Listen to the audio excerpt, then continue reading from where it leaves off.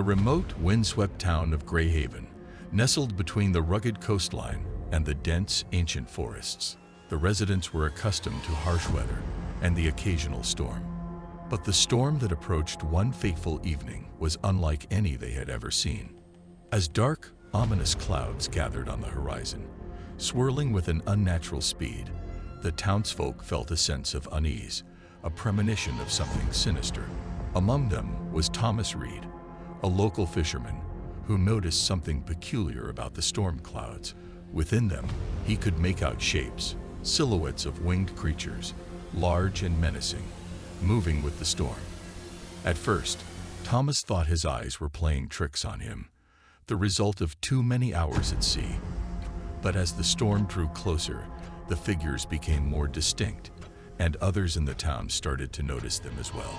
The winged beings seemed to be part of the storm itself, their dark forms blending with the roiling clouds. As night fell and the storm hit Grayhaven with its full fury, the true nature of these creatures became horrifyingly clear. They were not mere illusions, but real entities, descending from the clouds with screeching cries that chilled the bones. They were like nothing anyone had ever seen. Massive, with leathery wings and eyes that glowed with a malevolent light. Panic ensued as the creatures swooped down, attacking anyone in their path. Their talons were sharp as knives, their strength immense. Thomas, along with his friend and fellow fisherman, Michael, sought refuge in the local tavern, barricading the doors and windows. The townspeople huddled together, terror-stricken, as the sounds of the creatures' cries and the storm's fury filled the air. Amidst the chaos, Thomas remembered an old legend his grandfather used to tell him, a tale of ancient beings that dwelt in the clouds, only descending during the worst storms to punish those who had angered them. As the night wore on, the attacks became more frequent and ferocious. It was clear that the creatures were searching for something, or someone. Thomas racked his brain, trying to recall more of the legend.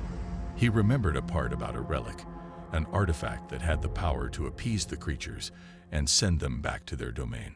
With no other options, Thomas, Michael, and a few brave souls ventured out into the storm, heading towards the old lighthouse where the relic, a statue of an ancient sea deity, was rumored to be kept. The journey was perilous, the creatures harrying them every step of the way, their screams echoing in the howling wind.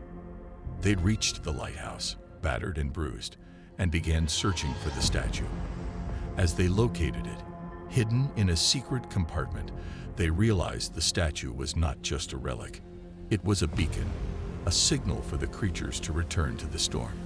With the statue in hand, Thomas rushed outside, holding it aloft in the face of the storm. The creatures ceased their attack, their cries turning to a haunting, reverent hum. They circled above Thomas, then one by one, ascended back into the clouds, which began to dissipate, revealing the first light of dawn. The town of Grayhaven was left in ruins, many of its residents injured or worse. But the terror of the night had passed, the creatures gone as mysteriously as they had appeared. In the aftermath, Thomas was hailed as a hero, the man who had stood against the storm. But he knew the truth. The creatures were not gone forever, merely appeased. And as long as the statue remained in Grayhaven, the threat would always linger, a dark shadow waiting in the heart of the storm.